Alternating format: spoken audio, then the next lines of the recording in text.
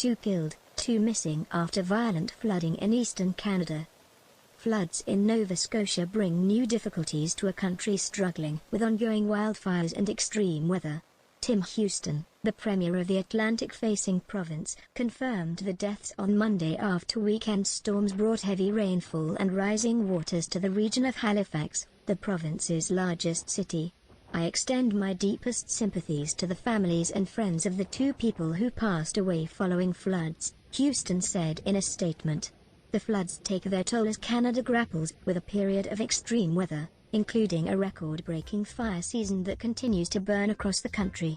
The storms in Nova Scotia started on Friday, swamping parts of the Maritime province with more than 25 centimeters, 10 inches, of rainfall in one day, the amount it typically receives in about 3 months.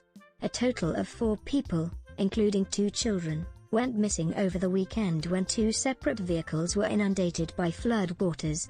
On Monday, Canadian police confirmed they had recovered the body of a 52-year-old man from Windsor, who was reported missing when his car became submerged.